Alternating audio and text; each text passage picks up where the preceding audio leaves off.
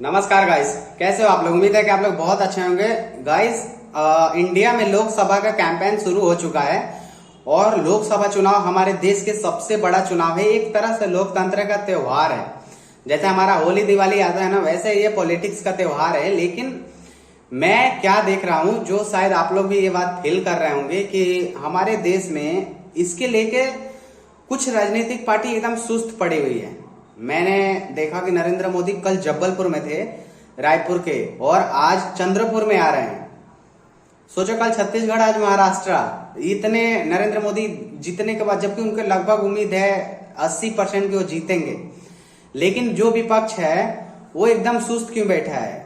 कोई किधर, सब लोग थोड़े थोड़े रैली ऐसे मोहल्ले में कर रहे हैं, मतलब उनके अंदर थोड़ा भी उत्साह नहीं है। या तो वो लोग मान चुके हैं कि वो इस बार नहीं जीत रहे हैं, या फिर वो उतना मेहनत नहीं करना चाहते हैं जितना जनता को जरूरत होती है और जिससे जनता प्रेरित होकर उनको वोट करती है। तो अब इस बात को क्या समझा जाए कि विपक्ष के लोग पहले ही मान चुके हैं कि वो चुनाव नहीं जीत रहे हैं। दोस्तों, चुनाव जीतने के लिए बहुत मेहनत करने पड़ते हैं, बहुत ज्यादा। आप सोचो, नरेंद्र मोदी, मतलब उनकी पार्टी की सरकार है, उनको क्या जरूरत थी इतनी मेहनत करने की, जबकि वो इतना है अभी देश में नरेंद्र मोदी की पॉपुलैरिटी कि वो अपना जो बहुमत है वो पार कर जाएंगे आसानी से बिना प्रचार किए। लेकिन फिर भी वो कैंपेन कर रहे हैं। आज वो चंद्रपुर में आ रहे हैं, जहां पर्सनली मैं रहता हूं, महाराष्ट्र के चंद्रपुर में, शाम को 5 बजे। लेकिन दोस्तों, मैं विपक्ष को देख रहा हूं, जैसे राहुल गांधी, सोनिया गांधी। सबसे पहले तो इन लोगों ने अपने चुनाव के सीटों तक का ऐलान नहीं किया है, और सुनने में आ रहा है कि राहुल गांधी अमेठी से नहीं लड़ रहे हैं, वायनाड से तो उन्होंने अपना जो नॉमिनेशन है वो कर दिया है। कांग्रेस का जो पारिवारिक जगह था, अपना पारिवारिक सीट था रायबरेली की, उन लोगों ने वो सीट भी छोड़ दिए हैं, और अभी तक उस सीट से क्योंकि उनको उम्मीद नहीं थी कि अब वो सीट वो जीत पाएंगे, वो भी सीट, जबकि वो इंदिरा गांधी जीतती आ रही है। 25 साल से, पिछले 25 साल से वहां पे कांग्रेस का एमपी रहा है, लेकिन फिर भी इनको अपने ऊपर भरोसा नहीं है, इसलिए सोनिया गांधी को राजस्थान के लोकसभा भेज दिया गया। तो जब इनको अपने मेन सीट पे इतना भरोसा नहीं है, तो कैसे ये दूसरे छोटे छोटे जो अपने जो विधायक, कुछ विधायक तो ये लोग ऐसे उतार रहे हैं कि कोई उनका नाम तक नहीं सुना है। अभी मथुरा से बता रहे थे श्याम मीना सिंह, आप लोग पत्रकार जानते होंगे, जिस कैंडिडेट को वहां पे उतारे हैं, वहां मथुरा में उनका कोई नाम भी नहीं सुना है। तो जिसका आदमी नाम भी नहीं सुना है, उसको कैसे वोट करेगा।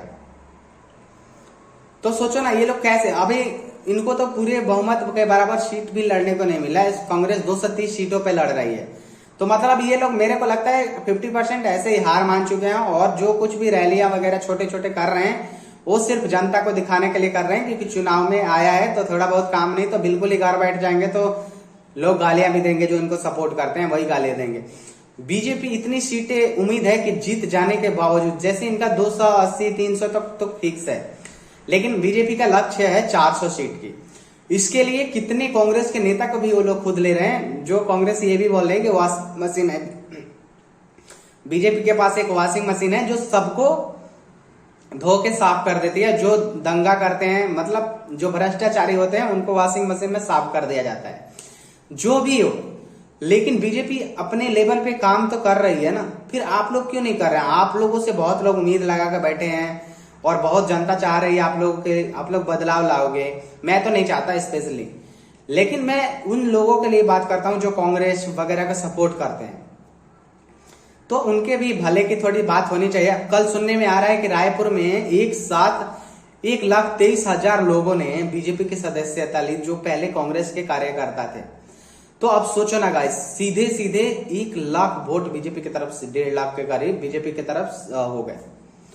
तो ऐसे कैसे जीतेंगे। अपना कार्यकर्ता, पहले काम तो होता है राजनीतिक पार्टी को, अपना कार्यकर्ता संभालो, अपने नेता संभालो। इनके नेता रात को सोते हैं तो, और सुबह जब उठ रहे हैं तो उनको लग रहा है कि नहीं, हमें बीजेपी में होना चाहिए, तो ये बीजेपी में चले जा रहे हैं। जैसे आपने देखा होगा, विजेंद्र सिंह जो बॉक्सर है, उन्होंने रात को 11 बजे तक राहुल गांधी के ट्वीट को रीट्वीट किया, और सुबह उठ के बोल रहे हैं कि हमें लगा था कि भी हम गलत कर रहे हैं, हमारे विकास नहीं हो रहे हैं, तो बीजेपी के साथ जाके अच्छा करेंगे। और बीजेपी में, और बीजेपी है जो बिना सोचे समझे इन लोगों को ले भी रहे हैं। हालांकि बॉक्सर विजेंद्र इससे पहले भी चुनाव लड़के हार चुके हैं, उनका कोई जमीन ग्राउंड पे कुछ भी नहीं है, सिर्फ उनके नाम के आगे बॉक्सर लगा है। वो एक इंटरनेशनल प्लेयर बने हैं, मेडल जीते हैं, इसलिए उनको बीजेपी ले लिया। मुझे नहीं लगता कि ऐसे नेताओं के बीजेपी में आ जाने से कुछ ही 10-15% ही वोट इधर उधर शिफ्ट होंगे, बाकी वोट शिफ्ट नहीं होंगे। जो कांग्रेसी हैं वो कांग्रेस के ही रहेंगे।